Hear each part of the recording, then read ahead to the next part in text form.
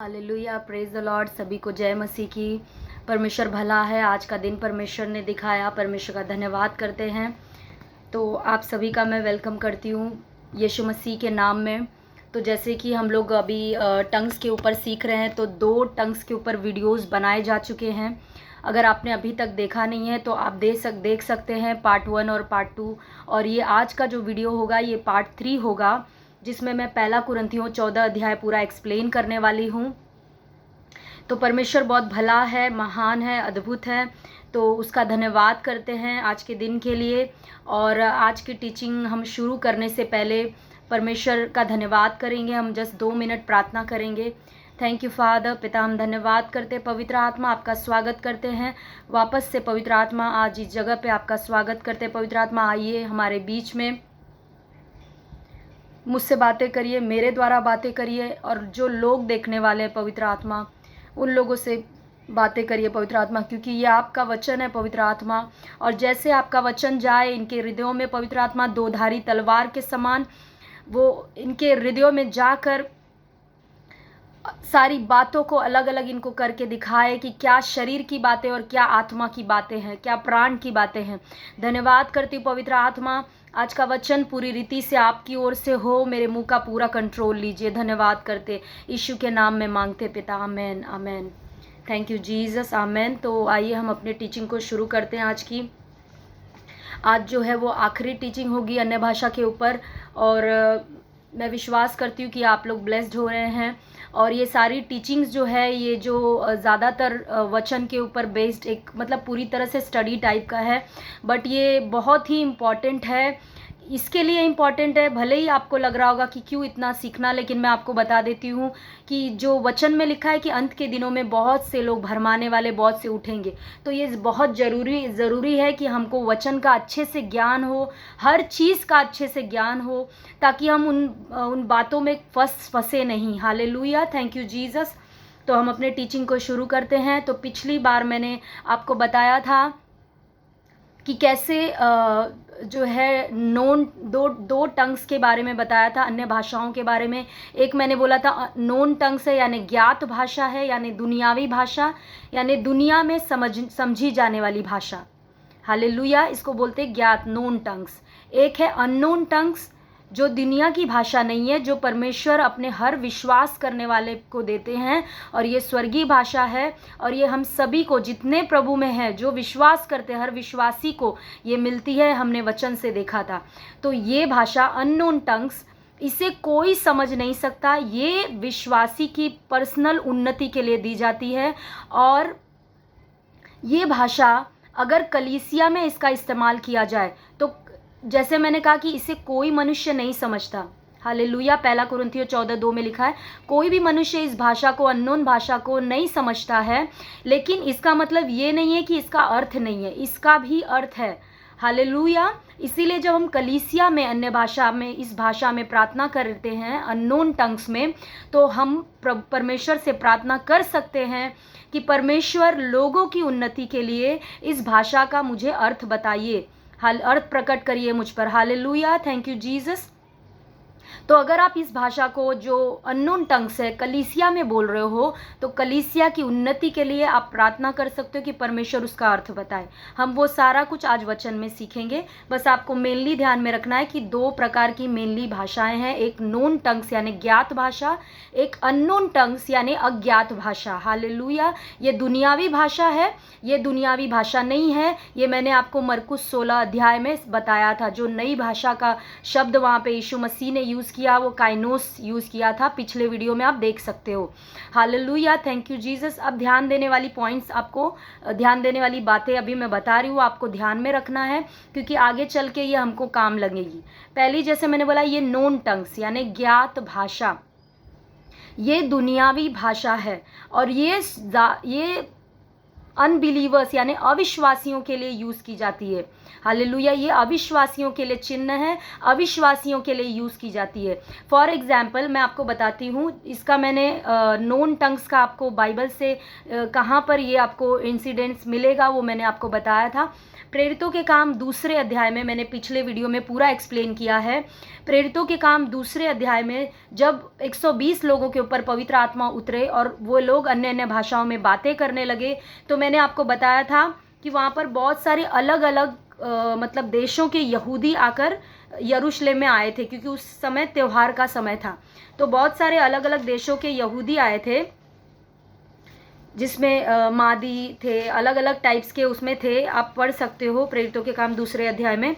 तो वहाँ पर क्या होता है कि जब पवित्र आत्मा उतरते हैं 120 लोगों पे और वो लोग अन्य अन्य भाषा में बोलते हैं, थैंक यू जीसस, ये आप 9वें वचन से, दूसरे का 9वें वचन से पढ़ सकते हो। तो सारे लोग जो है अन्य अन्य भाषा में बोलने लगते हैं। तो ये सारे जो थे अविश्वासी थे, अब मेदी थे, एलामी थे, मेसोपोटामिया के थे, ये सब अविश्वासी थे।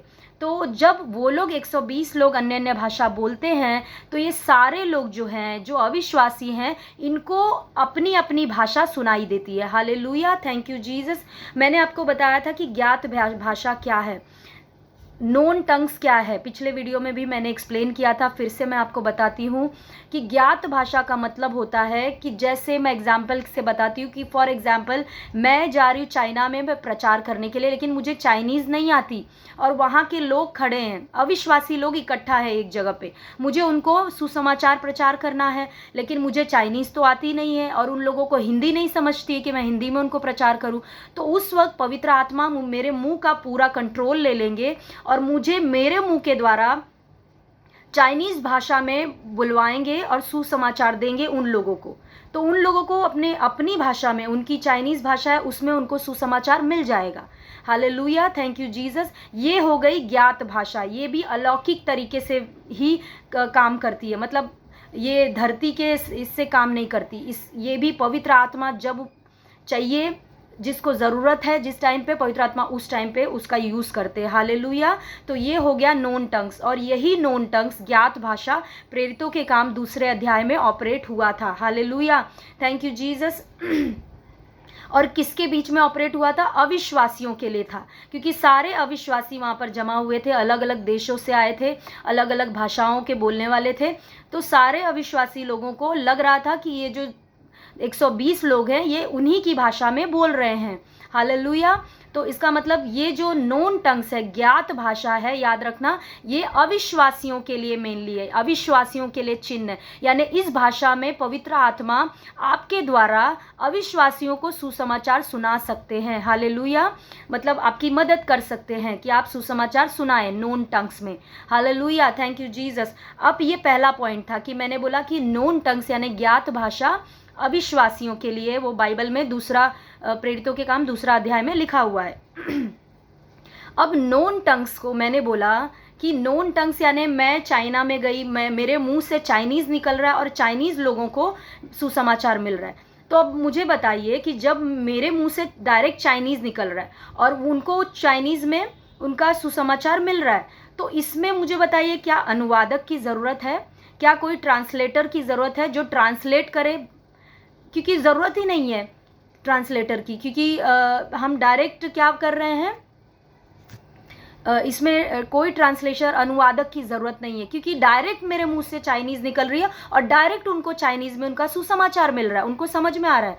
तो इसमें ट्रांसलेटर की कहीं ज़रूरत नहीं है, अनुवादक की ट्रांसलेट करने की। यानी ट्रांसलेट का मतलब आप समझ सकते हो, जैसे मैं हिंदी में प्रचार कर रही हूँ, मैं इंग्लिश में प्रचार कर रही हूँ, और कोई वहाँ के लोग अगर इंग्लिश नहीं समझते तो कोई बाजू में रहेगा मेरे साथ में, वो मेरी जो मैं इंग्लिश में प्रचार करूँ वो हिंदी में प्रचार करके उनको बताएगा।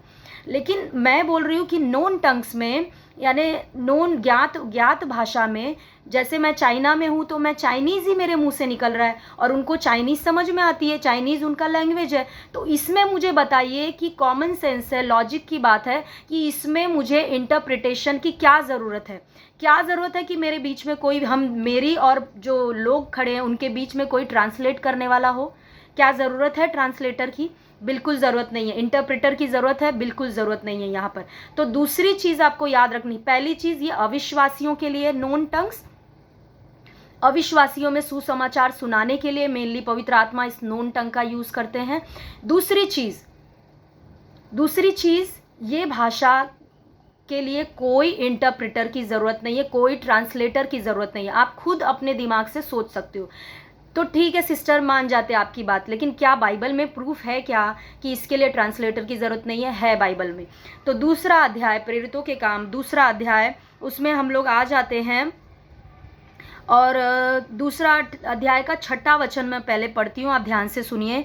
जब यह शब्द हुआ तो भीड़ लग गई और लोग घबरा गए, क्योंकि हर एक को यही सुनाई देता था कि ये मेरी ही भाषा में बोल रहे हैं। Hallelujah, thank you Jesus. ये क्या बोल रहा है, क्या वचन बता रहा है? जब प्रेरितों के काम में दूसरे अध्याय में पवित्र आत्मा उतरे 120 लोगों के ऊपर और वो अन्य भाषा बोलने लगे, तो ये जो अलग अलग देशों के लोग, 9वें वचन में जो अलग अलग देशों के लोग यहूदी जो आए थे, उनको वो अलग अलग भाषाओं के थे, वे जब 120 लोगों को बोलते सुन रहे थे तो उनको क्या सुनाई दे रहा था? क्योंकि हर एक को यही सुनाई देता था कि ये मेरी ही भाषा में बोल रहे हैं। हालेलुया, हर एक को उनको सुनाई दे रहा था कि ये लोग किसकी भाषा में बोल रहे हैं, उन्हीं की भाषा में बोल रहे हैं। तो यहाँ पे बीच में कहीं आपको लिखा है क्या, कहीं लिखा है यहाँ पर कि बीच में एक अनुवादक था जो बता रहा था कि ये लोग देखो 120 लोग आप लोगों की भाषा में बोल रहे हैं? ऐसा कुछ नहीं लिखा है, डायरेक्ट वो सुन रहे थे अपनी भाषा में।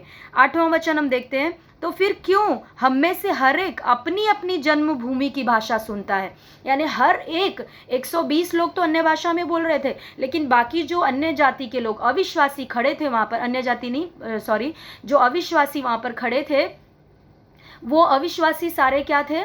सारे अविश्वासी अपनी अपनी भाषा में डायरेक्ट सुन रहे थे। बीच में किसी इंटरप्रेटर का, किसी ट्रांसलेटर का कोई ज़रूरत नहीं था। ये प्रूफ है कि नोन टंग्स के लिए, यानी ज्ञात भाषा के लिए कोई इंटरप्रेटर चाहिए नहीं। और कॉमन सेंस की बात है, आप खुद से लॉजिकली सोच सकते हो कि जब मैं उसी भाषा में, पवित्र आत्मा मुझे वही भाषा दे रहे हैं, मैं उसी में उन्हीं की भाषा में प्रचार कर रही हूँ, तो ज़रूरत क्या है ट्रांसलेटर की। Hallelujah, thank you Jesus. तो ज्ञात भाषा जो है अविश्वासियों के लिए नोन टंग्स। और दूसरी बात मैंने बोला, इसमें कोई भी इंटरप्रेटर या ट्रांसलेटर की ज़रूरत नहीं है। उसके लिए मैंने आपको वचन दिया, प्रेरितों के काम 2 अध्याय 6 और 8वां वचन, प्रेरितों के काम 2 अध्याय पूरा पढ़ सकते हो। हालेलुया। दूसरी अब भाषा पे आ जाते हैं, जो है अननोन टंग्स, यानी अज्ञात भाषा, जिसके बारे में मैंने लास्ट वीडियो में भी आपको एक्सप्लेन किया है। जो हम जिसमें बातें करते, स्वर्गीय भाषा जिसे बोलते हैं, जिसमें हम बातें करते, रीखा रामा, खेथा राबा, सेने में शाथा राबा, ये वाली भाषा अज्ञात भाषा। Hallelujah, thank you Jesus. अब ये अज्ञात भाषा 1 कुरिन्थियों 14:2 के अनुसार, जो कोई इस भाषा में, अन्य भाषा में, अननोन टंग्स में बातें करता है, वो मनुष्यों से नहीं करता, परमेश्वर से बातें करता है, और उसकी वो अपनी उन्नति करता है। 4थे वचन में लिखा है। तो मैं जब इस अननोन टंग्स में, जैसे मैंने आपको अभी बोलकर दिखाया, जब इसमें मैं बात कर रही हूँ, तो मैं किससे बात कर रही हूँ? डायरेक्ट पिता परमेश्वर से बातें कर रही हूँ। मेरी आत्मा पिता से बात कर रही है। हालेलुया। तो इसमें भी मुझे बताइए, क्या ट्रांसलेटर की ज़रूरत है? क्या इसमें बीच में इंटरप्रेटर की ज़रूरत है? मैं डायरेक्ट पिता से बात कर रही हूँ, पिता को सब समझ में आ रहा है। हालेलुया। तो इसमें भी इंटरप्रेटर की ज़रूरत नहीं है। Hallelujah, thank you Jesus. ना ट्रांसलेटर की, ना अनुवादक की, इंटरप्रेटर की ज़रूरत नहीं है। लेकिन अगर ये अननोन टंग्स, हम कलीसिया में बैठे हैं, बहुत सारे लोग कलीसिया में हम बैठे हैं, और अगर मैं अननोन टंग्स कलीसिया में बोल रही, यही भाषा रिखाली मार राखा थे रे रे बे शाबा राबा, अगर मैं ये भाषा कलीसिया में बोल रही हूँ, तो मैं तो बोल रही हूँ, लेकिन उन लोगों को समझ में नहीं आ रहा है। मैं किससे बोल रही हूँ? परमेश्वर से बोल रही हूँ। परमेश्वर को समझ में आ रहा है, मेरी उन्नति भी हो रही है, वचन में लिखा है, लेकिन उनको समझ में नहीं आ रहा है, जो लोग वहाँ पर बैठे हैं। तो अगर उनको नहीं समझ में आया तो उनकी उन्नति कैसे होगी? हालेलुया। तो ऐसे सिचुएशन में, जब मैं इस भाषा का यूज़ कलीसिया के बीच में कर रही हूँ, ऐसे सिचुएशन में मुझे प्रार्थना करना है पिता से कि पिता, जो मैं भाषा बोल रही हूँ, मुझे इसका अर्थ बता, ताकि मैं इन लोगों को बता सकूँ, और इन लोगों को बताने से क्या होगा? इनकी भी उन्नति होगी, इनको भी समझ में आएगा कि मैं क्या बात कर रही हूँ, मैं परमेश्वर की बड़ाई कर रही हूँ, या मैं कुछ बात धन्यवाद कर रही हूँ, तो ये लोग भी क्या है, मेरे साथ धन्यवाद कर सकते हैं, परमेश्वर की बड़ाई कर सकते हैं, तो उनकी भी उन्नति होगी। हालेलुया। इस भाषा में, अननोन टंग्स में, जो मैं कलीसिया में बोल रही हूँ, ऐसे जगह पे मुझे इसका अर्थ जानना ज़रूरी है, क्योंकि ये मैं उसका अर्थ जानूंगी या किसी और भाई या बहन कलीसिया के जो हैं उनके ऊपर अगर उसका अर्थ प्रकट हुआ तो कलीसिया को बता सकते हैं और सबकी उन्नति हो सकती है। Hallelujah, thank you Jesus. आपको समझ में आया मैंने क्या बोला? और ये जो है पहले टाइप की जो ज्ञात भाषा मैंने बोला वो नोन टंग्स, वो अविश्वासियों के लिए है, और जो अननोन टंग्स जो कलीसिया में मेरे लिए है, पहले तो पर्सनली, हालेलुया, और ये कलीसिया में भी अगर मैं बोलती हूँ तो इसका अनुवाद चाहिए तो ये कलीसिया के लिए, ये अविश्वासियों के लिए नहीं है। हालेलुया, थैंक यू जीसस, धन्यवाद यीशु। अब हम आई होप कि आपको यहाँ तक समझ में आया। अब हम पहला कुरिन्थियों, क्योंकि ये ज़रूरी है आपको समझना, क्योंकि पहला कुरिन्थियों में हम पूरा ये देखने वाले हैं। अब हम पहला कुरिन्थियों का शुरुआत करेंगे। हालेलुया, पहला कुरिन्थियों हम देखेंगे। थैंक यू जीसस, धन्यवाद यीशु, थैंक यू फादर। तो अब हम आ जाते हैं हमारे टीचिंग पे, पहला कुरिन्थियों 14 अध्याय पे। Hallelujah, thank you Jesus. यहाँ पर हम देखते हैं, देखिए पहले मैं आपको बता देती हूँ कि जब 12वां अध्याय पढ़ोगे आप, पहला कुरिन्थियों 12 अध्याय, तो 12 अध्याय में भी पौलुस पूरा रीति से किसकी बात कर रहा है? विश्वासियों की गैदरिंग की बात कर रहा है, यानी कलीसिया की बात कर रहा है। और 14 अध्याय में भी वो किसकी पौलुस बात कर रहा है? कलीसिया की। यानी 12 से लेकर 14 तक पूरा कलीसिया की ही बात चल रही है। Hallelujah, thank you Jesus. और बीच में एक चैप्टर पौलुस ने 13 चैप्टर जो डाला है वो प्रेम के ऊपर है। वो भी क्यों डाला है मैं आपको लास्ट में बताऊंगी, एक्सप्लेन करूंगी। तो 12 से 14 लेकर आप अगर आते हो तो पूरा कलीसिया की बात हो रही है। अब आप बोलोगे कि सिस्टर कहाँ लिखा है? ठीक है, हम पढ़ते हैं पहला कुरिन्थियों 12:7। ये क्यों ज़रूरी है जानना, कि ताकि आपको पहला कुरिन्थियों 14 और क्लियर हो जाएगा। हालेलुया। तो पहला कुरिन्थियों 12:7 में पढ़ रही हूँ, ध्यान से सुनिए। किंतु सबके लाभ पहुंचाने के लिए हरेक को आत्मा का प्रकाश दिया जाता है। सबके यानी यहाँ पर किसकी बात हो रही है? कलीसिया में जो लोग इकट्ठा हुए हैं, सबके लाभ पहुंचाने के लिए हरेक को आत्मा के द्वारा प्रकाश दिया जाता है। इंग्लिश में प्रकटीकरण है, मैनिफेस्टेशन है, यहाँ पे हिंदी में प्रकाश दे दिया है। ठीक है, ये एक वचन। उसके बाद पहला कुरिन्थियों 12:28 हम देखते हैं। और परमेश्वर ने कलीसिया में अलग अलग व्यक्ति नियुक्त किए हैं। हालेलुया। ये पूरा 12 से लेकर 14 आप पढ़ोगे तो पूरी तरीके से पौलुस जो है वो कलीसिया की बातें करते आ रहा है। Hallelujah, thank you Jesus. ये क्यों ज़रूरी है? क्योंकि कुछ चीज़ें मुझे प्रूफ करनी है, आपको बतानी है, वो इन वचनों से प्रूफ हो जाएगी। तो पूरा ये कलीसिया की बात कर रहा है। हालेलुया। अब हम आते हैं पहला कुरिन्थियों 14 अध्याय पे। तो पहला वचन है, प्रेम का अनुकरण करो, आत्मिक वरदानों की भी धुन में रहो, विशेष करके यह कि भविष्यवाणी करो। दूसरा वचन ध्यान से देखिए, क्योंकि जो अन्य भाषा में बातें करता है वह मनुष्यों से नहीं परंतु परमेश्वर से बातें करता है, इसलिए कि उसकी बातें कोई नहीं समझता, क्योंकि वह भेद की बातें आत्मा में होकर बोलता है। हालेलुया। यहाँ पे देखिए साफ साफ लिखा है कि क्योंकि जो अन्य भाषा में बातें करता है, इंग्लिश में लिखा अननोन टंग्स। हालेलुया। जो अन्य भाषा में बातें करता है वो मनुष्यों से नहीं परंतु परमेश्वर से बातें करता है। Hallelujah, thank you Jesus. यहीं पे जो लोग सिखा रहे हैं कि ये अन्य भाषा सिर्फ नोन टंग्स होती है, जो हम लोग बोलते हैं स्वर्गीय भाषा, वो झूठ है, वो कोई भाषा ही नहीं है, गलत है। यहीं पर आप खुद ही वचन पढ़कर जान लीजिए कि क्योंकि अगर मैं नोन टंग्स बोलूं तो क्या मैं मनुष्यों से बातें नहीं करती हूँ? परमेश्वर से बात कर रही हूँ। जैसे मैंने आपको बोला एग्जाम्पल देकर कि अगर मैं चाइना में गई और मेरे मुंह के द्वारा पवित्र आत्मा ने चाइनीज़ बुलवाया तो जो वहाँ के लोग हैं उनको चाइनीज़ में उनकी सुसमाचार उनको मिला। तो अब मुझे बताइए, मैं ये मनुष्यों से बातें मैंने किया कि परमेश्वर से बातें किया? हालेलुया, आपको समझ में आ रहा है? Thank you Jesus. साफ साफ यहाँ पे लिख रहा है दूसरे वचन में, क्योंकि जो अन्य भाषा में बातें करता है वो मनुष्यों से नहीं परंतु परमेश्वर से बातें करता है। लेकिन मैंने आपको बोला ज्ञात भाषा जो है, नोन टंग्स है, उसमें मैं क्या कर रही हूँ? मनुष्यों को सुसमाचार सुनाने के लिए यूज हो रहा है वो भाषा। तो इसमें तो पूरी तरीके से मैं मनुष्यों से बात कर रही हूँ, परमेश्वर से नहीं बात कर रही हूँ मैं। यही वचन प्रूफ पहले ही प्रूफ हो गया। हालेलुया। कि ये जो हम अन्य भाषा स्वर्गीय भाषा बोलते हैं, यहाँ पर उसकी बात की जा रही है। हालेलुया। क्योंकि जो अन्य भाषा में बातें करता है, अब हम अपनी भाषा जो हम बोलते हैं, रिखा राबा दिला राबा, ये यहाँ पर डालकर देखते हैं कि क्या ये प्रॉपर फिट हो रहा है यहाँ पर।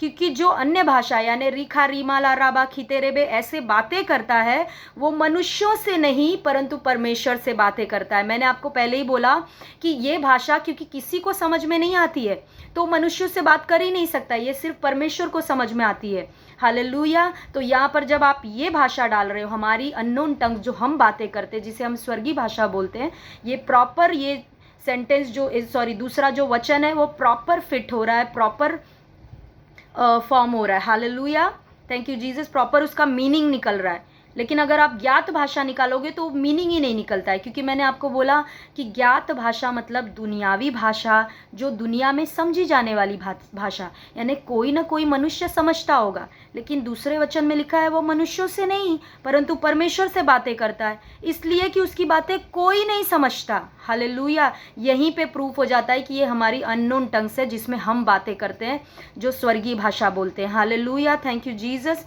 क्योंकि वह भेद की बातें आत्मा में होकर बोलता है। तो हम जो अननोन टंग्स में बातें करते हैं वो किससे बातें करते हैं? परमेश्वर से बातें करते हैं, और हम भेद की बातें आत्मा में होकर बोलते हैं। हालेलुया, थैंक यू जीसस, धन्यवाद यीशु। अभी जिस किसी को भी ये सब प्रॉब्लम है, आप कमेंट में डालते हो, मुझे वचन के साथ बताओ। मैं आपको कोई भी बात बिना वचन के बात नहीं कर रही हूँ, ना पिछले वीडियो में चेक कर लो ना ये वीडियो में। मैंने आपको एक एक पॉइंट वचन से प्रूफ किया। तो आपको भी कमेंट में कुछ भी बात मत डालो, आपको कुछ भी बताना है वचन डाल के मुझे बताओ कि सिस्टर ये वचन में तो ऐसा लिखा है। किसी भाई ने मुझे पूछा था कि अन्य भाषा में प्रार्थना नहीं की जाती है, अन्य भाषा में नहीं की जाती है, उसका भी मैंने आपको वचन देकर उसका मैंने आंसर बताया था। उन्होंने पूछा था कि अन्य भाषा प्रार्थना की भाषा नहीं होती है, मैंने उसका भी आंसर उस भाई को बताया था। ये पहला कुरिन्थियों 14:14 में यहाँ पे साफ लिखा है, इसलिए यदि मैं अन्य भाषा में प्रार्थना करूँ, हालेलुया, साफ साफ लिखा है प्रार्थना करूँ, इसका क्या मतलब आप मुझे बताइए। तो अगर आपको कुछ भी प्रॉब्लम है आप वचन के द्वारा बात करिए। मैं यहाँ पर अपने ज्ञान की बातें या किसी मनुष्य के ज्ञान की बातें बताने नहीं आई हूँ। मैं जो कुछ भी बता रही हूँ आपको आपके बाइबल में लिखा है, मेरे बाइबल में लिखा है, बाइबल से ही समझा रही हूँ। हालेलुया। तो आपको भी कुछ पूछना है, बताना है, वचन से बताओ मुझे। Thank you Jesus. क्योंकि आपका हर मसीही का हमारा जो बेस है, नींव है, वो परमेश्वर का वचन है। Hallelujah, thank you Jesus. वचन से बाहर आप कितनी भी बकवास कर सकते हो, कोई मतलब का नहीं है। आपको वचन से बताना है, हर चीज़ प्रूफ करना है। Thank you Jesus. तो ये दूसरा वचन आपको समझ में आ गया, प्रेरितों के काम पहला कुरिन्थियों 14:2 समझ में आ गया कि यहाँ पर नोन टंग्स की बात हो ही नहीं सकती, ज्ञात भाषा की बात हो ही नहीं सकती, क्योंकि वो तो कोई ना कोई मनुष्य समझता है, और यहाँ पे साफ साफ लिखा है उसे कोई नहीं समझता। तो ये मतलब हमारे अननोन टंग्स की बात हो रही है, स्वर्गीय भाषा की हो रही है, जिसे कोई मनुष्य कोई नहीं समझता, सिर्फ परमेश्वर समझते हैं, और मेरी आत्मा उनसे बात करती है। Hallelujah, thank you Jesus. तीसरा वचन, परंतु जो भविष्यवाणी करता है वो मनुष्य से उन्नति और उपदेश और शांति की बातें करता है। चौथा वचन, जो अन्य भाषा में बातें करता है वो अपनी ही उन्नति करता है, परंतु जो भविष्यवाणी करता है वह कलीसिया की उन्नति करता है। यहाँ पे आप ध्यान दीजिए कि यहाँ पे पौलुस क्या कहना चाह रहा है, मैं बताती हूँ आपको। यहाँ पे पौलुस कलीसिया की बात कर रहा है कि जब आप अन्य भाषा में अकेले में बात करते हो, चौथे वचन में लिखा है वो अपनी ही उन्नति करता है। जब आप अन्य भाषा में अकेले में बात करते हो तो आपकी आत्मा पिता से बात करती है और आपकी उन्नति होती है। Hallelujah, thank you Jesus. लेकिन जब आप कलीसिया में हो तो अन्य भाषा से तो आप ही की उन्नति हो रही है, कलीसिया में लोगों की उन्नति नहीं होगी। इसीलिए वो कह रहा है कि आगे का वचन, परंतु जो भविष्यवाणी करता है वो कलीसिया की उन्नति करता है। इसीलिए वो कह रहा है कि आप लोग क्या करो, जब कलीसिया में हो तो ज़्यादातर क्या करो, भविष्यवाणी करो, क्योंकि अन्य भाषा में जब आप बातें करते हो तो आप ही की उन्नति हो रही है, लेकिन कलीसिया की उन्नति नहीं हो रही है। इसीलिए पौलुस कह रहा है कि जब कलीसिया में आप हो, कलीसिया में आप इकट्ठे हो, तो आप भविष्यवाणी करो ताकि लोगों की उन्नति हो, लोग जो कलीसिया में हैं उनकी भी उन्नति हो। और जब आप अकेले में हो तो आप अन्य भाषा कर सकते हो अपनी उन्नति के लिए। Hallelujah, thank you Jesus. पांचवा वचन पौलुस कहता भी है, मैं चाहता हूँ कि तुम सब अन्य भाषाओं में बातें करो, परंतु इससे अधिक यह चाहता हूँ कि भविष्यवाणी करो। क्यों पौलुस कह रहा है, यही मैंने आपको समझाया कि पौलुस 5वें वचन में कह रहा है कि मैं चाहता हूँ कि सबके सब अन्य भाषा में बोलो, लेकिन कलीसिया में जब तुम हो तो मैं चाहता हूँ कि तुम ज़्यादातर भविष्यवाणी करो ताकि लोगों की उन्नति हो। क्योंकि कलीसिया में अगर मैं अन्य भाषा करती हूँ, रिखा रिबा ला राबा दाबा, तो इसका अर्थ उनको नहीं पता है, तो उनकी उन्नति हो ही नहीं सकती। ये मैंने आपको पहले ही एक्सप्लेन कर दिया। इसीलिए पौलुस कहता है कि जब तुम कलीसिया में बात करते हो तो कलीसिया में ज़्यादातर तुम भविष्यवाणी करो। हालेलुया। 5वें वचन में ही देखिए, क्योंकि यदि अन्य भाषाएं बोलने वाला कलीसिया की उन्नति के लिए अनुवाद न करे तो भविष्यवाणी करने वाला उससे बढ़कर है। Hallelujah, thank you Jesus. अब पौलुस क्या कह रहा है, देखिए अब मैं पॉइंट पे आती हूँ। कलीसिया की बात कर रहा है, तो पौलुस कह रहा है कि अगर तुम कलीसिया में अन्य भाषा में बोल रहे हो और कोई अनुवादक नहीं है, अनुवाद करने वाला नहीं है, इंटरप्रेट करने वाला नहीं है, तो उससे अच्छा क्या है कि तुम चुप रहो। आगे वचन में लिखा भी है कि तुम अपने मन में और परमेश्वर से बातें करो। तुम चुप रहो, मन में और परमेश्वर से बातें करो। उससे अच्छा है कि तुम अन्य भाषा बोलने से अच्छा है, जब इंटरप्रिटेशन कलीसिया में नहीं है अन्य भाषा का, तो उससे अच्छा है कि तुम कलीसिया में भविष्यवाणी करो ताकि कलीसिया की उन्नति हो। Hallelujah, thank you Jesus. तो आपको शायद इतना यहाँ तक तो समझा ही होगा कि यहाँ पर पौलुस सिर्फ यही कॉन्टेक्स्ट है, कलीसिया का बात चल रहा है। पौलुस कहना चाह रहा है कि तुम जो अन्य भाषा में बातें करते हो उससे तुम्हारी उन्नति हो रही है, कलीसिया की उन्नति नहीं हो रही है। इसीलिए जब तुम कलीसिया में हो तो मैं चाहता हूँ कि कलीसिया में भविष्यवाणी करो। हालेलुया। और अगर तुमको कलीसिया में अन्य भाषा बोलना ही है तो अन्य भाषा का अनुवाद होना, कलीसिया में उसका अर्थ बताया जाना ज़रूरी है ताकि कलीसिया की उन्नति हो सके। हालेलुया। इसलिए मैंने आपको पहले ही बोला था कि ना नोन टंग्स, ज्ञात भाषा के लिए इंटरप्रेटर की ज़रूरत नहीं है। अननोन टंग्स जो हम पर्सनल उन्नति के लिए हम अकेले में परमेश्वर से बातें करते, उसमें भी इंटरप्रिटेशन या अनुवादक की ज़रूरत, अनुवाद की नहीं है। लेकिन जब हम कलीसिया में अननोन टंग बोलते हैं तो वहाँ पर ज़रूरी है कि अनुवाद हो, उसका अर्थ बताया जाए ताकि कलीसिया की उन्नति हो। Hallelujah, thank you Jesus. अब 6ठे वचन से लिखा है, मैं पूरा तो चैप्टर नहीं पढ़ सकती क्योंकि बहुत टाइम हो जाएगा, मैं आपको थोड़ा थोड़ा करके समझा देती हूँ। जैसे 6ठे वचन में लिखा है कि इसलिए हे भाइयों, यदि मैं तुम्हारे पास आकर अन्य भाषाओं में बातें करूँ और प्रकाश या ज्ञान या भविष्यवाणी या उपदेश की बातें तुमसे न कहूँ तो मुझसे तुम्हें क्या लाभ होगा। हालेलुया। यहाँ पे पौलुस क्या कह रहा है कि अकेले में तो मैं बातें करता हूँ, लेकिन जब कलीसिया में तुम लोगों के साथ मैं इकट्ठा हूँ और मैं कोई ज्ञान की बात, उपदेश की बात, भविष्यवाणी की बात तुमसे नहीं करूँ तो तुम्हारी क्या उन्नति होगी। फॉर एग्जाम्पल, अगर मैं यहाँ पर मैं यहाँ पर आकर आपको प्रचार कर रही हूँ, ठीक है, मैं 2 घंटे तक सिर्फ अन्य भाषा बोल रही हूँ, आप समझो, रिखा रिबा राबा रिबा दाला राबा सीखे थे रे बे शा था राबा, इस तरह से मैं 2 घंटे सिर्फ अन्य भाषा बोल के वीडियो बना के अपलोड करके चली जाती हूँ। हालेलुया। अब मुझे बताइए, जब आप इस वीडियो को देखोगे तो आपकी क्या उन्नति होगी? कुछ नहीं होगी, क्योंकि आपको कुछ नहीं समझ रहा है। मैं तो बोली अन्य भाषा, तो मेरा तो उन्नति हुआ क्योंकि मैं परमेश्वर से मैंने बात किया, मेरी उन्नति हुई। लेकिन आप लोगों को कुछ वर्ड्स, एक भी वर्ड समझा नहीं, तो आपकी उन्नति हुई क्या? किसी की नहीं हुई। यही पौलुस यहाँ पे कह रहा है कि जब तुम कलीसिया में बैठे हो, मैं आता हूँ कलीसिया में, अगर मैं आकर सिर्फ अन्य भाषाएं बोलकर, अन्य भाषा में प्रचार भी हो, अन्य भाषा में प्रार्थना भी हो, सब कुछ अन्य भाषा में हो, तो कलीसिया की उन्नति कैसे हो सकती है? उनको समझेगा नहीं तो उनकी उन्नति नहीं होगी। हालेलुया, यही बात पौलुस कह रहा है। हालेलुया, थैंक यू जीसस, धन्यवाद यीशु। अब आगे का वचन कहता है, इसी प्रकार यदि निर्जीव वस्तुएं भी जिनसे ध्वनि निकलती है, ये आप पढ़ सकते हो पूरा, यहाँ पे मैं आपको समझा देती हूँ इसका मतलब क्या है। Thank you Jesus. वो यही बोल रहा है कि अगर बांसुरी है या वीणा है तो ध्वनि निकलती है, अगर वो ध्वनि क्लियरली समझ में नहीं आए तो हम नहीं समझ सकते कि क्या, किस चीज़ के लिए वो ये हो रहा है, कौन लड़ाई के लिए तैयार करेगा। आगे का वचन लिखा है, आप पढ़ सकते हो।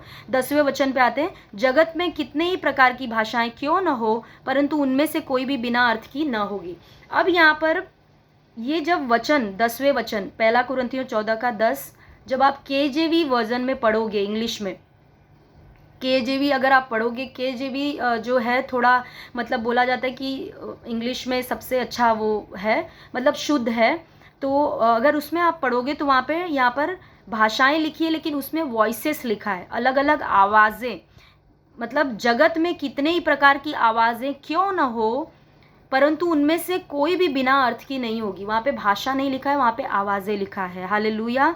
इसलिए यदि मैं किसी भाषा का अर्थ न समझूं तो बोलने वाले की दृष्टि में, यदि इस यहाँ पर भी 11वें वचन में वहाँ पे केजेवी में ऐसा लिखा है, इसलिए यदि मैं किसी वॉइस का यानी आवाज़ का अर्थ न समझूं तो बोलने वाले की दृष्टि में परदेशी ठहरूंगा और बोलने वाला मेरी दृष्टि में परदेशी ठहरेगा। यहाँ पे पौलुस यही बात कर रहा है कि अगर मैं अन्य भाषा में कलीसिया में बात करूं और मैं कोई समझ नहीं रहा है कि मैं क्या बात कर रहा हूँ, तो उसकी दृष्टि में मैं परदेसी हूँ, मेरी दृष्टि में वो परदेसी है, क्योंकि हमको एक दूसरे का कुछ समझ में नहीं आ रहा है। Thank you Jesus. तो 12वें वचन में पौलुस कह रहा है, इसलिए तुम भी जब आत्मिक वरदानों की धुन में हो तो ऐसा प्रयत्न करो कि तुम्हारे वरदानों की उन्नति से कलीसिया की उन्नति हो। Thank you Jesus.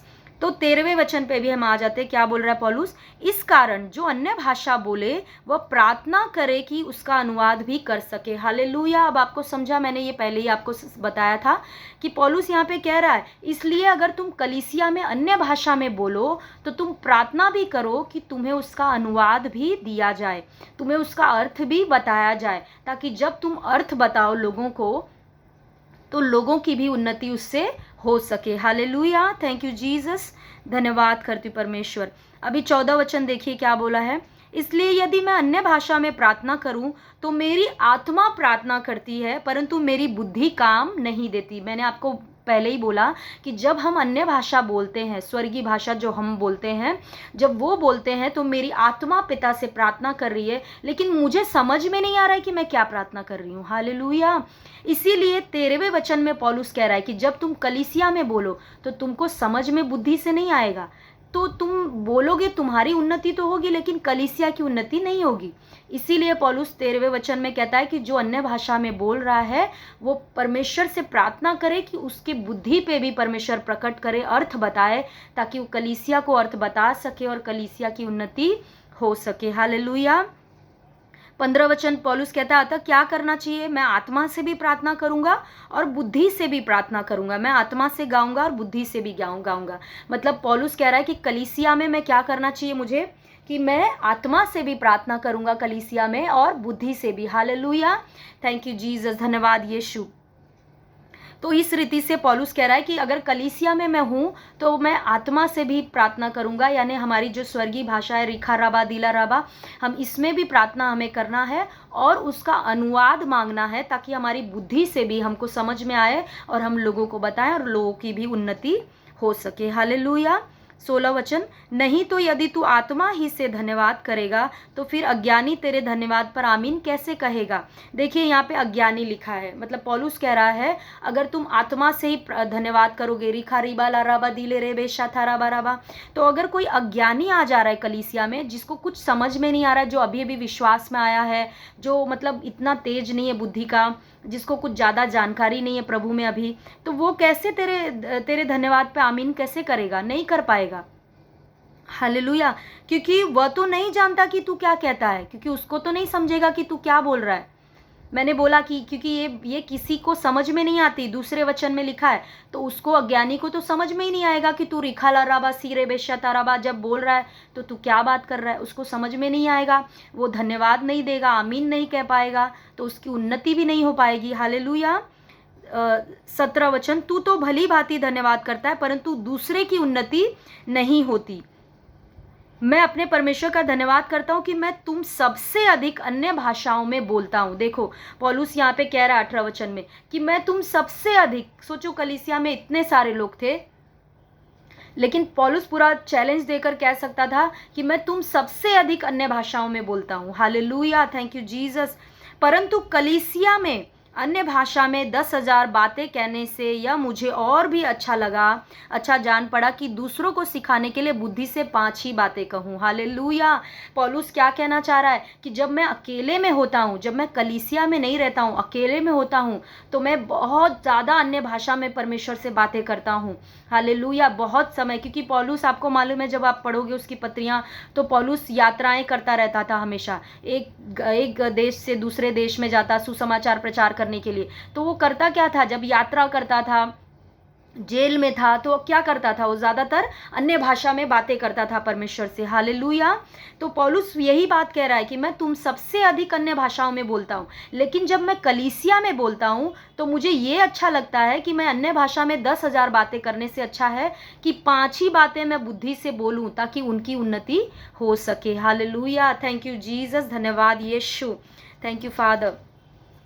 अब 20वें वचन में, ठीक है, 20वां वचन आप पढ़ सकते हो। 21वें वचन में व्यवस्था में लिखा है कि प्रभु कहता है, मैं अपरिचित भाषा बोलने वालों के द्वारा और पराये मुख के द्वारा इन लोगों से बातें करूंगा तो भी वे मेरी न सुनेंगे। इसलिए अन्य भाषाएं विश्वासियों के लिए नहीं परंतु अविश्वासियों के लिए चिन्ह है, और भविष्यवाणी अविश्वासियों के लिए नहीं परंतु विश्वासियों के लिए चिन्ह है। अब यहाँ पे पौलुस क्या कह रहा है मैं आपको समझाती हूँ। यहाँ पे आ जाता है नोन टंग्स, ज्ञात भाषा, क्योंकि मैंने आपको पहले ही बताया था कि जो नोन टंग्स है, ज्ञात भाषा है, वो अविश्वासियों के लिए चिन्ह है। उसमें हम अविश्वासियों को सुसमाचार सुना सकते हैं उस भाषा में।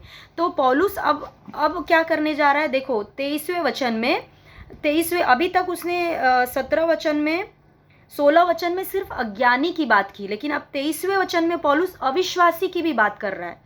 मैं 23वां वचन पहले आपको पढ़ती हूँ। 23वां वचन, अतः यदि कलीसिया एक जगह इकट्ठी हो और सबके सब अन्य भाषाएं बोले और बाहर वाले या अविश्वासी लोग भीतर आ जाएं, यहाँ पे बाहर वाले वर्ड गलत है, यहाँ पे भी वही 16 वचन जो अज्ञानी लिखा है वही वर्ड यहाँ पर भी है, इंग्लिश में आप पढ़ सकते हो। तो यहाँ पे और अज्ञानी या अविश्वासी, देखो अभी यहाँ पे पौलुस अविश्वासी को भी इंक्लूड कर रहा है कि कलीसिया में अगर अविश्वासी आ जाए, तो मैंने आपको बोला कि अविश्वासी के लिए कौन सी भाषा है, ज्ञात भाषा। इसीलिए पौलुस 20वें वचन 20, 21 और 22 में पौलुस कह रहा है कि जो ज्ञात भाषा है वो विश्वासियों के लिए नहीं लेकिन अविश्वासियों के लिए। हालेलुया। आपको समझ में आ रहा है? मतलब पौलुस कहने का मतलब ये है कि अगर कलीसिया में कोई अनबिलीवर या अविश्वासी आ जाता है और अगर आप उसको रीखा राबा दीला राबा इस भाषा में बात करते हो, उसको कुछ समझेगा नहीं।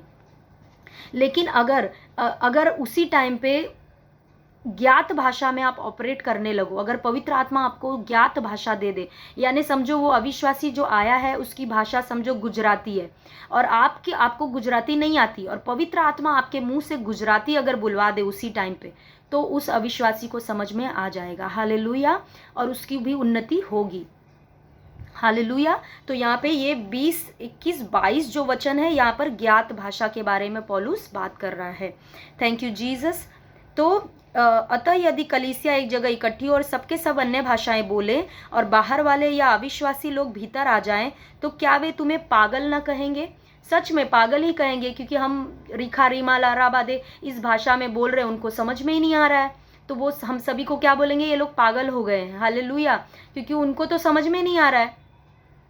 आगे का वचन 24 वचन, परंतु यदि सब भविष्यवाणी करने लगे और कोई अविश्वासी या बाहर वाला मनुष्य, अविश्वासी या अज्ञानी मनुष्य भीतर आ जाए, तो सब उसे दोषी ठहरा देंगे और परख लेंगे और उसके मन के भेद प्रकट हो जाएंगे, और तब वह मुंह के बल गिरकर परमेश्वर को दंडवत करेगा और मान लेगा कि सचमुच परमेश्वर तुम्हारे बीच में। मतलब यहाँ पे बोल रहा है कि ये अन्य भाषा बोलने के अलावा अगर तुम भविष्यवाणी करो तो सबके सब जो आएंगे वहाँ पर वो क्या करेंगे, जो अज्ञानी है या अविश्वासी जो कलीसिया में आएगा उसके मन का भेद प्रकट हो जाएगा भविष्यवाणी के द्वारा, और वो झुक कर परमेश्वर को मान लेगा कि सच में तुम्हारे बीच में परमेश्वर है। Hallelujah. Thank you Jesus, thank you Lord. Hallelujah. धन्यवाद यीशु। आगे का वचन 26 वचन, इसलिए हे भाइयों क्या करना चाहिए, जब तुम इकट्ठे होते हो तो हर एक के हृदय में भजन या उपदेश या अन्य भाषा या प्रकाश या अन्य भाषा का अर्थ बताना रहता है। सब कुछ आत्मिक उन्नति के लिए होना चाहिए।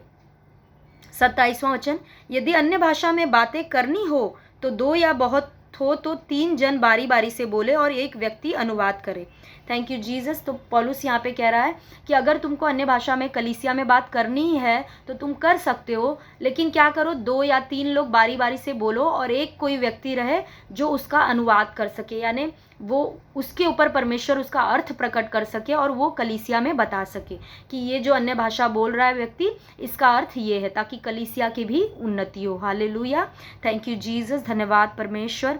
28वां वचन, परंतु यदि अनुवाद करने वाला न हो तो अन्य भाषा बोलने वाला कलीसिया में शांत रहे। ध्यान दीजिए, पौलुस कह रहा है कलीसिया में शांत रहे, घर पे नहीं बोला है शांत रहने के लिए। कलीसिया में शांत रहे और अपने मन से और परमेश्वर से बातें करे। पौलुस कह रहा है यहाँ पर कि अगर कोई व्यक्ति कलीसिया में अन्य भाषा में बोल रहा है और उसका अनुवाद करने वाला कोई नहीं है, तो वो क्या करे, कलीसिया में चुप हो जाए, वो अन्य भाषा में चिल्ला चिल्ला कर नहीं बोले। लेकिन आगे पौलुस ये भी कह रहा है कि वो अपने मन में और परमेश्वर से बोल सकता है, जैसे मैं ऐसे बात कर रही हूँ, इस तरह से आप बात कर सकते हो कलीसिया में। हालेलुया, थैंक यू जीसस, धन्यवाद यीशु। अब आगे का वचन भविष्यवाणी के ऊपर है। तो यहाँ पर मैं आपको शॉर्ट में वापस से समझा देती हूँ कि यहाँ पे पौलुस यही कहना चाह रहा है। पौलुस का एक पूरा ये पहला कुरिन्थियों 14 अध्याय का कंक्लूजन मैं बता देती हूँ कि पौलुस कह रहा है कि जब तुम अन्य भाषा में, जो तुम्हारी पर्सनल व्यक्तिगत उन्नति के लिए दी गई है, जब तुम उसमें भाषा में बातें करते हो तो तुम्हारी उन्नति होती है। लेकिन जब तुम कलीसिया में हो और तुम अन्य भाषा में बात कर रहे हो, तो अन्य भाषा का अर्थ कोई नहीं इस कलीसिया में समझ रहा है, तो कलीसिया की उन्नति नहीं होती। इसीलिए पौलुस कह रहा है कि जब तुम कलीसिया में आओ तो अन्य भाषा बोलने से अच्छा है तुम भविष्यवाणी करो, ताकि लोगों की उन्नति हो। और अगर तुमको कलीसिया में अन्य भाषा बोलना ही है तो उसका कोई ना कोई अनुवादक होना चाहिए, यानी उसका अर्थ बताने वाला होना चाहिए, जो अर्थ बताए।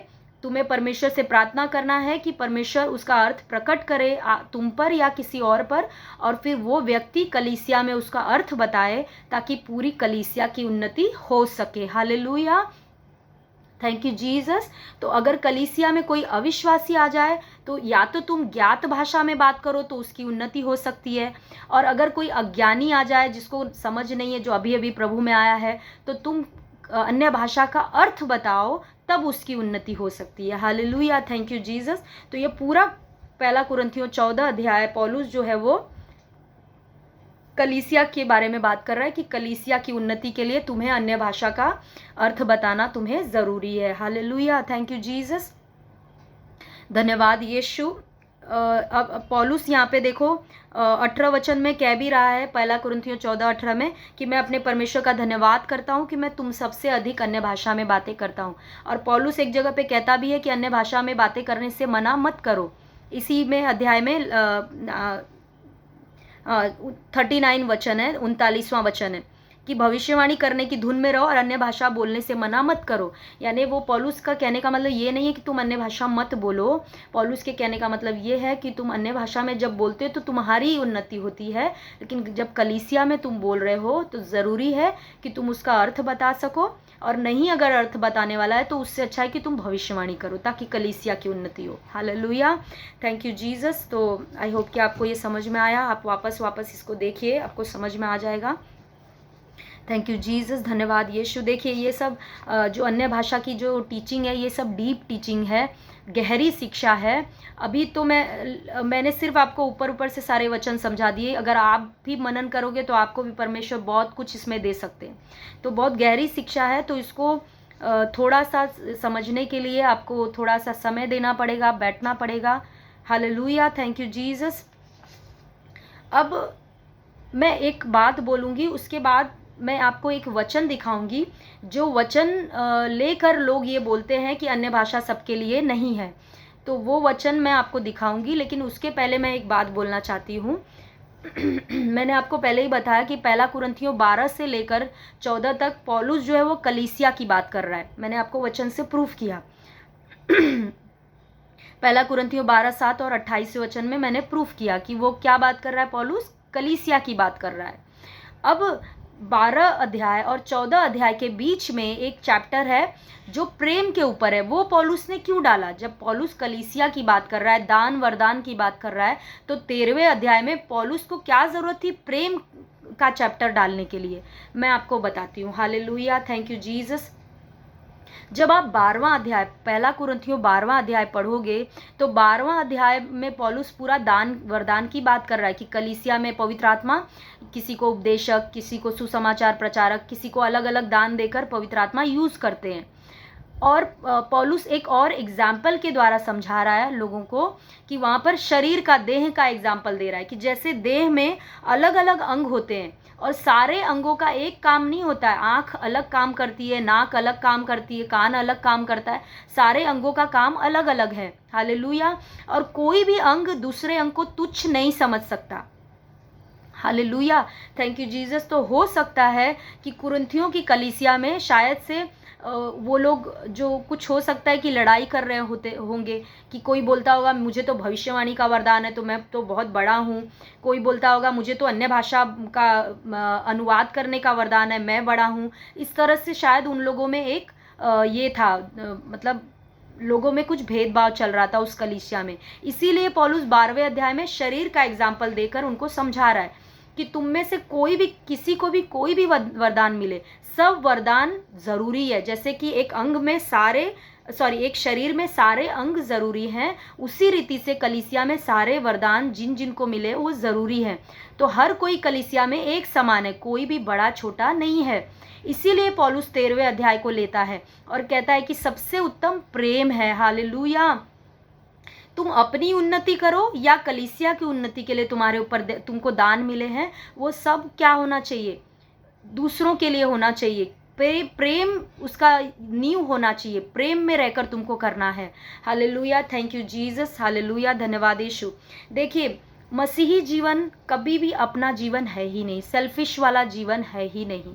जिस दिन मैंने मसीह को ग्रहण किया उसी दिन मैं तो मर गई, मैं मर चुकी हूँ, हर मसीही मर चुका है। गलातियों 2:20 के अनुसार आप पढ़ सकते हो। हम क्रूस पर उसी दिन चढ़ाए जा चुके हैं। अब क्रूस, आप बोलोगे अभी भी मैं जिंदा हूँ सिस्टर, ऐसे कैसे बोल रहे हो? तो मरने का मतलब हमारी भावनाएं, हमारा खुद का विचार मर चुका है। अब मसीह हमारे अंदर जिंदा है, तो जीना मसीहा है और मरना नफा है, पौलुस कहता है। तो हमारे लिए अब जीना मरना सब कुछ मसीह बन चुका है। हालेलुया। अब हमको अपने ऊपर फोकस हमारा रहना ही नहीं है, हमारा फोकस सिर्फ परमेश्वर, मसीह और लोगों की सेवा के लिए, लोगों के लिए रखना है। तो चाहे आप अपनी उन्नति करो अन्य भाषा बोल के, चाहे कलीसिया के लिए आपको कुछ वरदान मिला है, कलीसिया की उन्नति के लिए आपका फोकस एक ही होना चाहिए, मैं दूसरों के लिए जीऊँ, औरों के लिए जीऊँ, लोगों के लिए जीऊँ। हालेलुया। यही पौलुस, इसीलिए पौलुस बीच में प्रेम का चैप्टर डालता है। थैंक यू जीसस, धन्यवाद। जैसे फॉर एग्जाम्पल एक माँ होती है, एक माँ को आपने बोलते सुना होगा, कई माँओं को, वो लोग क्या बोलते हैं, मुझे अपना ध्यान रखना बहुत ज़रूरी है, मुझे अच्छे से खाना पीना बहुत ज़रूरी है, क्योंकि अगर मैं अपना ध्यान नहीं रखूँगी और मैं बीमार पड़ जाऊँगी तो मेरे बच्चों को कौन देखेगा, मेरे पति को कौन देखेगा, मेरे घर को कौन देखेगा। हालेलुया। इसका मतलब उस माँ की खुद की उन्नति में भी, खुद की केयर में भी उस कौन छुपा हुआ है, उसके बच्चे, उसका पति, उसका घर। हालेलुया। तो वो अपनी उन्नति क्यों करना चाह रही है माँ, अपने शरीर का स्वस्थ क्यों रहना चाह रही है, ताकि वो क्या कर सके, अपने बच्चों को संभाल सके, अपने पति को, अपने घर को। उसी रीति से पौलुस यहाँ पे कहना चाह रहा है कि जब तुम अन्य भाषा में बातें करते हो, तुम्हारी उन्नति होती है, तो ये तुम्हारी उन्नति भी तुम्हारे लिए नहीं है, तुमको लोगों के लिए ही जीना है, लोगों के लिए ही सोचना है। मैंने आपको पहले ही बोला कि जब हम मसीह में आ जाते हैं तो हमारी अपना कुछ रह ही नहीं जाता है, हमको सब कुछ। इसीलिए यीशु मसीह ने कहा कि मनुष्य का पुत्र इसलिए नहीं आया कि उसकी सेवा टहल की जाए, लेकिन वो दूसरों की सेवा करने आया है। हालेलुया। तो जो कुछ भी परमेश्वर ने हमें दिया है, हालेलुया, जब हमारी उन्नति होती है, उन्नति हुई हमारी, हम अन्य भाषा करते हैं, हमारी उन्नति होती है, हमें अलग अलग परमेश्वर ने वरदान दे दिए, भविष्यवाणी का वरदान दे दिया या आत्माओं को परखने का वरदान दे दिया। ये सारे वरदान हमें जब मिल जाते हैं तो हमें अपने आप को बड़ा बनाने के लिए परमेश्वर ने नहीं दिया है। हालेलुया। ये इसलिए दिया है ताकि हम कलीसिया की उन्नति कर सके, लोगों के बारे में सोच सके, उनको उठा सके। Hallelujah, thank you Jesus. या किसी को प्रॉस्पेरिटी परमेश्वर देता है, पैसे रुपए में बरकत दे रहा है परमेश्वर, तो वो भी क्यों दे रहा है, इसलिए नहीं दे रहा है कि तुम घर पे बैठो ऐशो आराम का ज़िंदगी जियो। Hallelujah, thank you Jesus. देखिए, पैसा बुरा नहीं है, पैसे का लालच बुरा है, बाइबल में लिखा है। पैसा बुरा नहीं है, पूरा नीति वचन आप पढ़ सकते हो, वहाँ पे गरीबी के लिए कितना वचन है कि गरीबों से मतलब घृणा आती है लोगों को, गरीबी से। गरीबी एक श्राप की तरह है, गरीबी बिल्कुल अच्छी नहीं है, पूरा नीति वचन पढ़ो। परमेश्वर नहीं चाहते कि परमेश्वर के बच्चे गरीब बने। हालेलुया। लेकिन अगर परमेश्वर आपको पैसे रुपए की बरकत देते हैं, इसलिए देते हैं, बढ़ा रहे हैं, इसलिए बढ़ा रहे हैं ताकि आप क्या करो, आप लोगों के लिए काम, कलीसिया को बढ़ाने के लिए काम कर सको, लोगों के लिए, जो परमेश्वर के, जो विश्वासी लोग हैं, जो एकदम उनकी कंडीशन सही नहीं है, उनका हेल्प करो। या लोगों का हेल्प करो। हालेलुया। आपको समझ में आ रहा है मैं क्या बोलना चाह रही हूँ?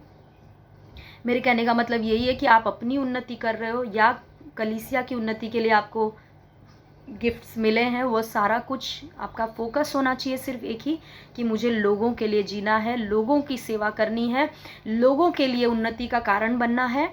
पौलुस भी सेम चीज़ यहाँ पर कह रहा है, इसीलिए पौलुस ने पहला कुरिन्थियों 12 और 14 के बीच चैप्टर के बीच में 13वां चैप्टर डाल दिया है, जो है प्रेम का चैप्टर। हालेलुया। तो हमें कभी भी बड़ा नहीं बनना है कि मुझे भविष्यवाणी का दान मिल गया तो मैं तो अब कलीसिया में एकदम बिशप बन गई, मैं तो ये बन गई। नहीं, वो सब चीज़ें हमारे मसीही जीवन में नहीं है।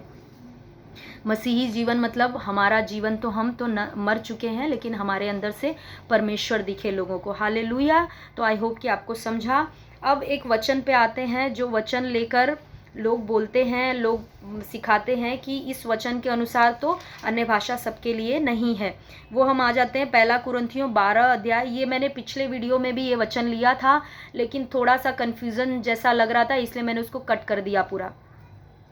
तो अभी इस वीडियो में एक्सप्लेन कर रही हूँ। पहला कुरिन्थियों 12वां अध्याय, उसका वचन मैं 30 लेती हूँ, 29 और 30 पढ़ती हूँ। पहला कुरिन्थियों 12:29। क्या सब प्रेरित हैं? क्या सब भविष्यवक्ता हैं? क्या सब उपदेशक हैं? क्या सब सामर्थ के काम करने वाले हैं? क्या सबको चंगा करने का वरदान मिला है? क्या सब नाना प्रकार की भाषा बोलते हैं? क्या सब अनुवाद करते हैं? Hallelujah, thank you Jesus. अब यहाँ पर लिखा है क्या सब नाना प्रकार की भाषा बोलते हैं, तो इसी वचन को लेकर लोग बोलते हैं कि नहीं, देखो यहाँ पे तो लिखा है कि ये सबके लिए नहीं है, सब थोड़ी ना बोलते हैं अन्य भाषा।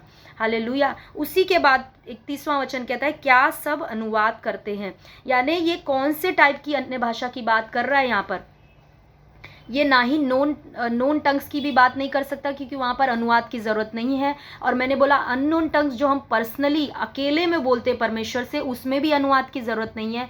एक ही अन्य भाषा जो जब हम कलीसिया में अन्य भाषा बोलते हैं तो वहाँ पर अनुवाद की ज़रूरत है। तो ये पौलुस यहाँ पे किस अन्य भाषा की बात कर रहा है? इसी अन्य भाषा की, जब हम कलीसिया में बोले। कि क्या सब अन्य भाषा कलीसिया में बोलते हैं? नहीं। तो क्या सब अन्य भाषा का अनुवाद करते हैं? नहीं। हालेलुया।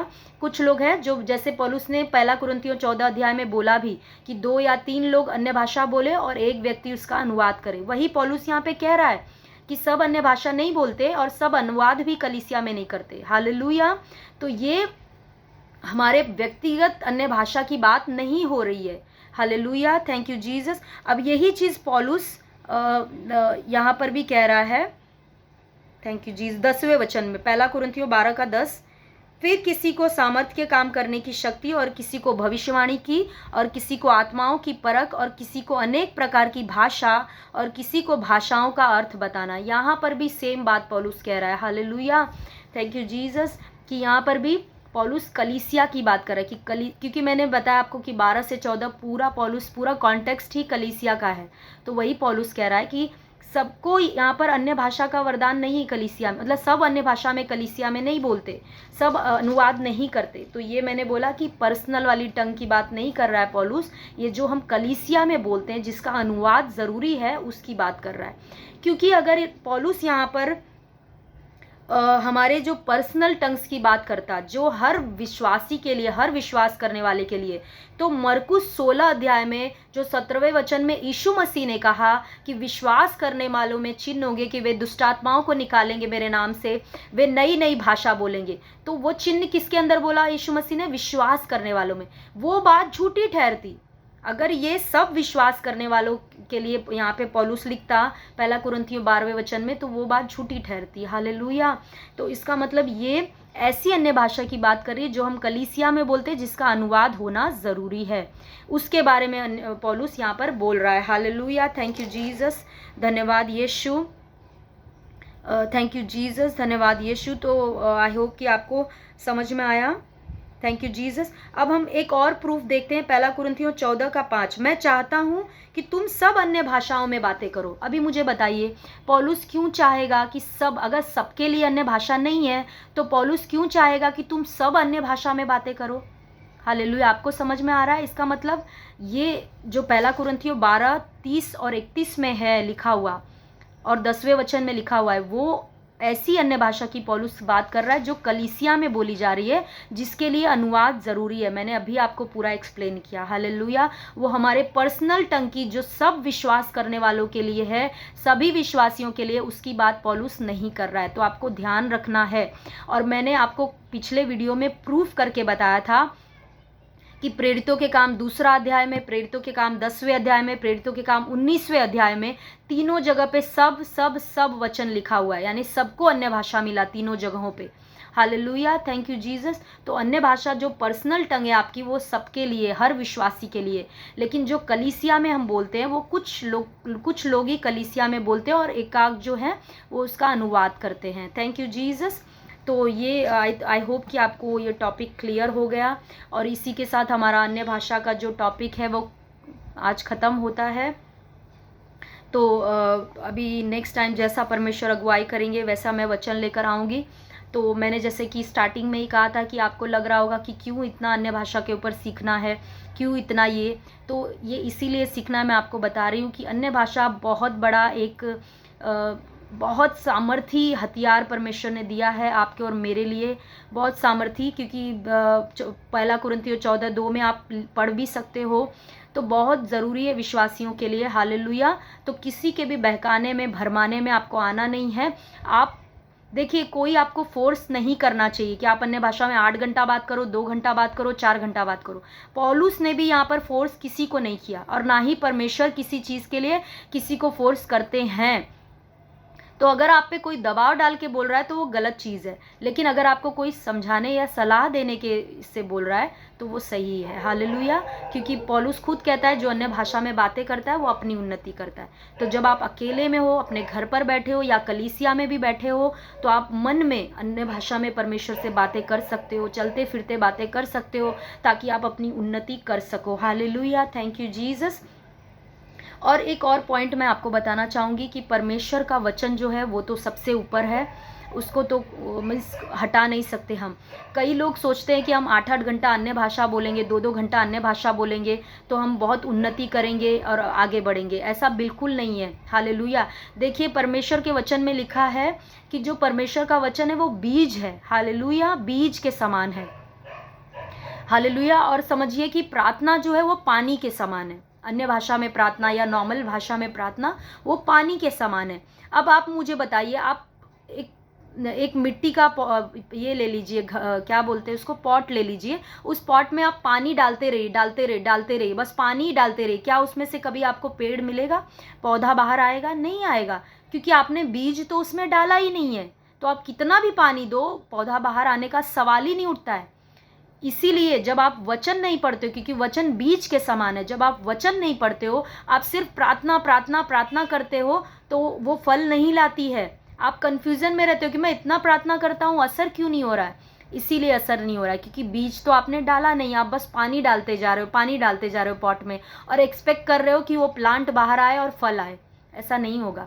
इसीलिए परमेश्वर के वचन में लिखा है कि वचन जो है बीज के समान है। आपको वचन पढ़ना है। जब आप बीज डालते हो पॉट के अंदर और फिर पानी भी डालते हो, पानी भी डालते रहते हो, यानी आपने परमेश्वर का वचन डाला और प्रार्थना किया, तो ये बीज क्या है, धीरे धीरे बढ़ेगा। Hallelujah, thank you Jesus. और एक दिन फल लेकर आएगा।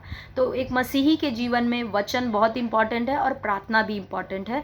दोनों को आपको बैलेंस में लेके चलना है। आप एक ऊपर करके, एक नीचे, एक ज़्यादा करके आप बहुत वचन भी पढ़ रहे हो, प्रार्थना नहीं है, तो भी कुछ हद तक आप गलत दिशा में भी जा सकते हो।